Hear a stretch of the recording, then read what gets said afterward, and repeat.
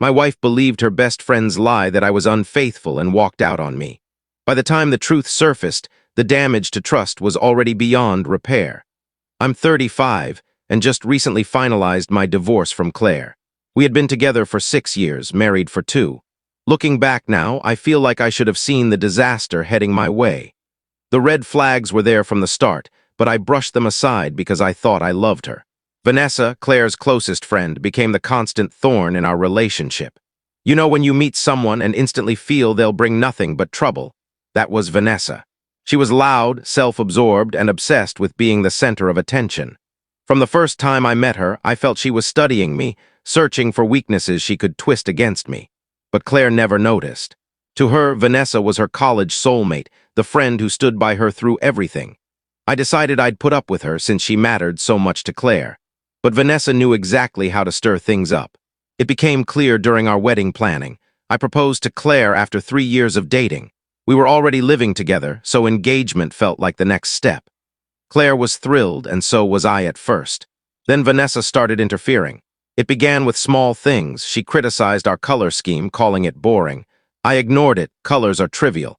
Then she whined about catering, insisting we needed vegan options because half the guests would want them. In reality, there were maybe 2 vegetarians total.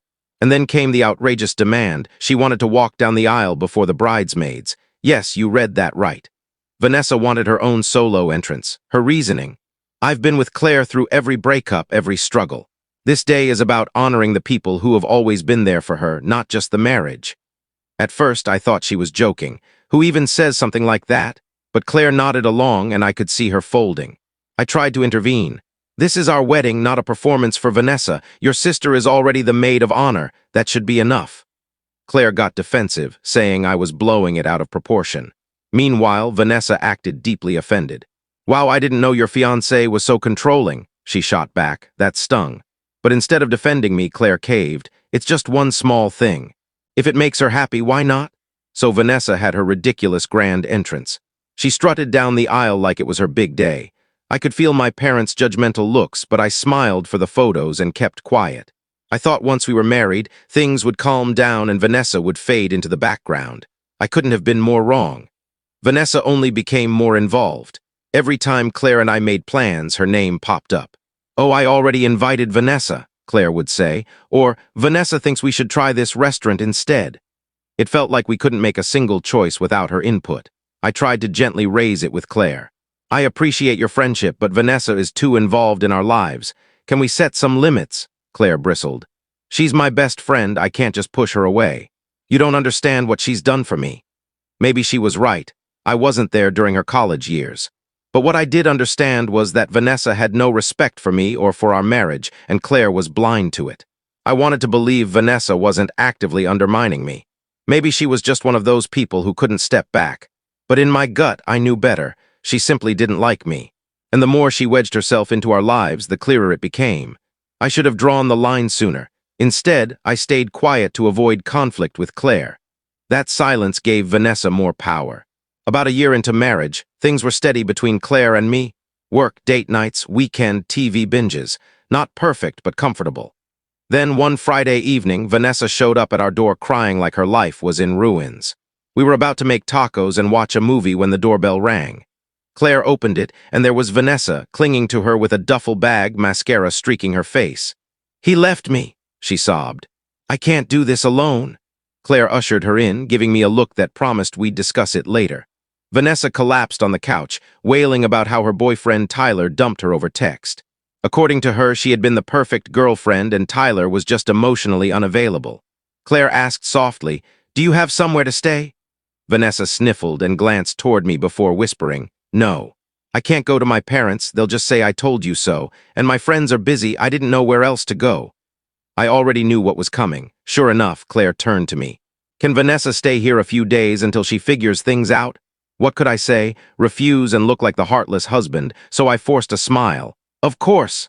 At first, I tried to be understanding. Breakups hurt. But a few days stretched into weeks. Vanessa wasn't just staying, she was taking over.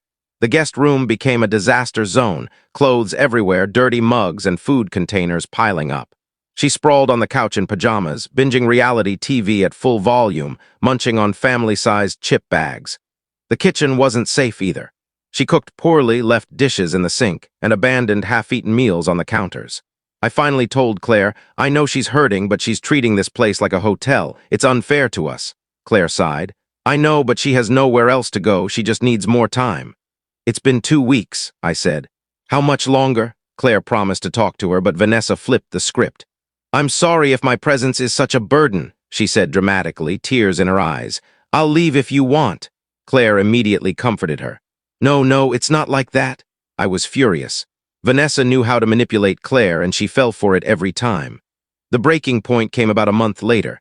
I went outside to grab my tools for a project, only to find them scattered across the patio. Vanessa was on the lawn, painting random wooden scraps neon colors. What's going on? I asked. It's therapy, she said casually. My counselor told me to be creative. You went through my tools without asking, she shrugged. Didn't think you'd mind. That was it. I stormed inside and told Claire flat out. She has to go. I've been patient, but enough is enough. Claire looked startled but agreed to talk to her. This time I joined the conversation. Vanessa, we've tried to support you, but it's been a month. This isn't sustainable. You need to find somewhere else. She didn't take it well. You're heartless. You're kicking me out at my lowest. Some friend you are. I'm not throwing you out tonight, I said firmly, but you need to find another place. We've given you plenty of time. For once, Claire didn't take her side. Vanessa left within the week, storming off and muttering that I was controlling and Claire deserved better. I felt relieved when she was gone. But I knew deep down this wasn't the end of Vanessa's interference. The real damage came later, on an ordinary Saturday. Claire went to brunch with her as usual. I stopped caring about their meetups. They happened no matter what I said. When Claire got home, she was distant, barely said hello, went straight to the bedroom. She avoided me all day, glued to her phone, answering me with one-word replies. That night she went to bed early, curled up on the edge. Something was off. The next morning I confronted her. Claire, what's going on? You've been cold since yesterday. She hesitated, then said quietly, I need to ask you something and I want the truth. Of course, I said, bracing myself. Were you with someone else yesterday? I froze. What? No. What are you talking about? Her voice sharpened. Vanessa said she saw you in a parking lot kissing another woman in your car. I was stunned. That's insane. I was at the grocery store. She described your car, your brown jacket. Even the strip mall. Yes, because that's where the grocery store is. I was buying milk and bread, not cheating. Then why would Vanessa lie? She demanded. I nearly exploded. I don't know. Why don't you ask her? I didn't do anything. But Claire shook her head. I don't know what to believe. Vanessa wouldn't lie about something like this. That shattered me. After 6 years together, she doubted me because Vanessa said so. A week later, Claire packed her things and left. Soon after, I got a text. I think it's best we separate. My lawyer will contact you. That was it. No discussion, just divorce papers. Vanessa spread her lies to everyone and people believed her. Friends avoided me. Family asked uncomfortable questions. Claire never reached out again. It was as if our marriage had been tossed aside, all because of one toxic person and the lies she planted. At first, I was furious, angrier than I had ever been in my life. But as days stretched into weeks, the burning rage began to cool. It was soon replaced with something sharper, colder. If Claire couldn't trust me enough to sit down and talk, then maybe I didn't need her at all. I wasn't about to beg for a place in the life of someone who didn't believe in me. Let her take all the time she wanted. Let her stay wrapped up in Vanessa's influence. I was done fighting for a marriage where I always came second to her so-called best friend. If this was the way things ended, then so be it. 2 months after Claire left, on a Thursday evening, something unexpected happened. I was scrolling through my phone over dinner when a message popped up from an unknown number. It began with, Hi, this is Sophie. I know Vanessa lied about you. Can we talk? I stared at my screen for a long moment, trying to place the name. Sophie, it faintly rang a bell. Something about that party Vanessa and Claire dragged me to years ago. But why was she contacting me now? My first instinct was to ignore it, but the way she phrased it, I know Vanessa lied about you, hooked me. Against my better judgment, I typed back, What do you mean? What lie? Her reply came almost instantly about the cheating. Vanessa admitted she made it up. I think you should see the proof. The following day, Sophie and I agreed to meet at a small cafe downtown. When I walked in, she was already sitting near the window, fiddling with her phone. I slid into the chair across from her, a mix of dread and curiosity tightening in my chest. "Thanks for meeting me," she said nervously. "I wasn't sure you'd even want to talk." "Well, here I am," I answered. "So what's this about Vanessa lying?" She unlocked her phone and pulled up a chat thread. "I've been friends with Vanessa for years," she admitted, "but after this I can't stay quiet anymore. You deserve to know the truth." She handed me her phone. My stomach twisted as I started reading. Vanessa. OMG, Claire finally dumped him. She totally believed me, lol, poor idiot. Sophie, wait, what are you talking about? Vanessa, I told her I saw him kissing some random girl in his car. You should have seen her face. Priceless. Sophie, please tell me you're joking. Why would you say that? Vanessa, because he's controlling and she's too dumb to see it. I was just helping her. Sophie, this is messed up, Vanessa. Vanessa, whatever. Their marriage was doomed anyway. Claire believes anything I tell her. She's better off without him. At least now I don't have to hear about their perfect marriage anymore. Gag, my hands trembled as I scrolled. The smugness in Vanessa's words made my blood boil. She really said that? I asked quietly, my jaw tight. Sophie nodded, looking uneasy. Yeah, she bragged like it was an accomplishment. I didn't want to believe it at first, but when she mocked Claire for being so naive, I knew she was serious. I leaned back, struggling to process. Vanessa hadn't just lied, she had deliberately destroyed my marriage and laughed about it. Why tell me now? I finally asked. Why not sooner? Sophie lowered her gaze. I was scared. Vanessa can be intense, but I couldn't keep this to myself anymore. It's not fair to you or to Claire. I took screenshots of the messages and thanked her for coming forward. On the drive home, my emotions churned. I wasn't just angry. I was furious. Furious at Vanessa for being so manipulative, at Claire for believing her so easily, and at myself for letting this go on unchecked for so long. But more than anything, I finally felt vindicated. For months, I had carried the weight of doubt, replaying everything I might have done differently. Now I knew none of it had been my fault. Vanessa had orchestrated everything from the beginning. By the time I got home, my fury had hardened into resolve. I wasn't going to lash out. I would handle this properly. The first thing I did was forward the screenshots to my lawyer with a note. Here's the truth. Let me know how we can use this. Then I sat down, debating whether to message Claire. Part of me resisted. After all, she had already shown where her loyalty lay. But another part of me knew she deserved to see the truth, even if it changed nothing. After a few minutes I typed, "We need to talk. It's important." Her reply came quicker than I expected. "What do you want?" I kept it simple.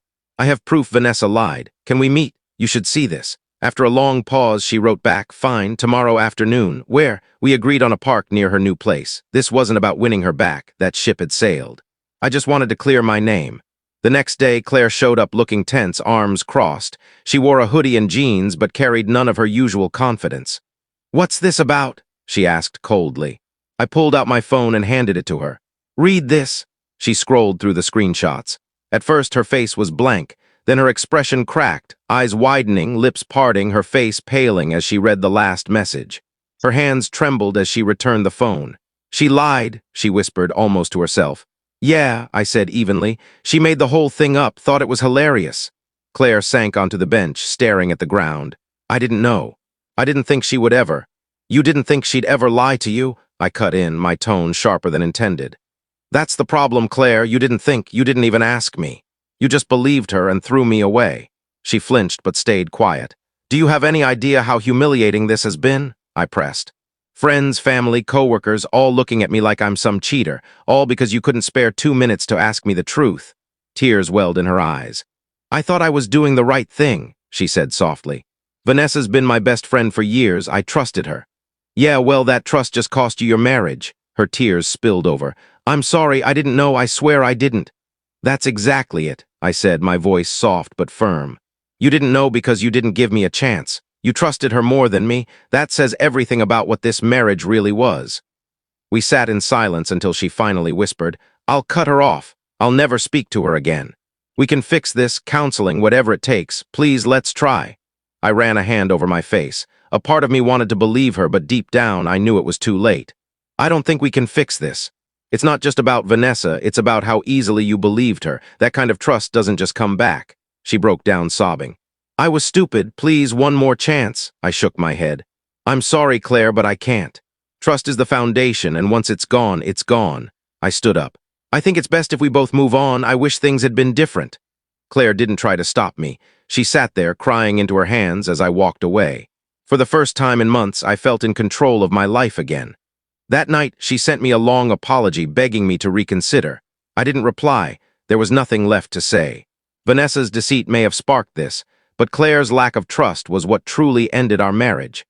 I sent the screenshots to a few mutual friends who had abandoned me.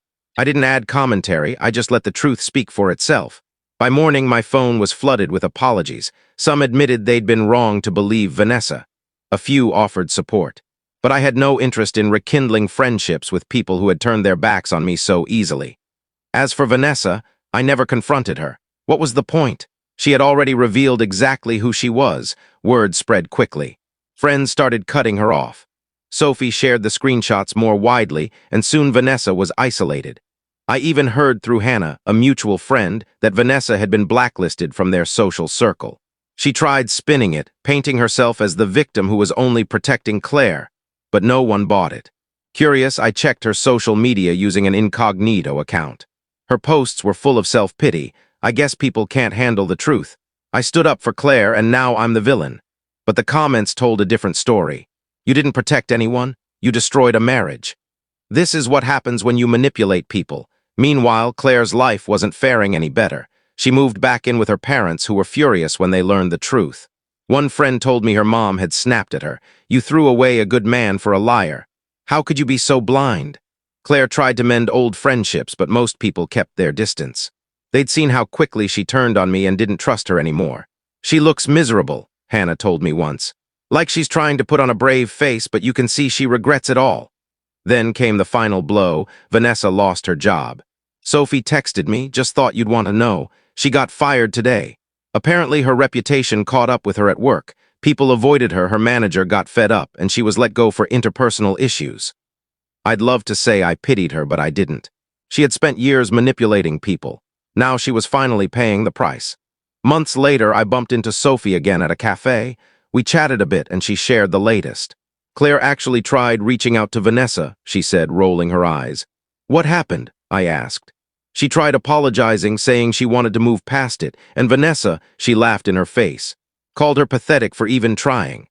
I just shook my head. If you enjoyed this story, don't forget to leave a comment, hit subscribe, follow for more, and turn on the bell icon so you never miss the next one.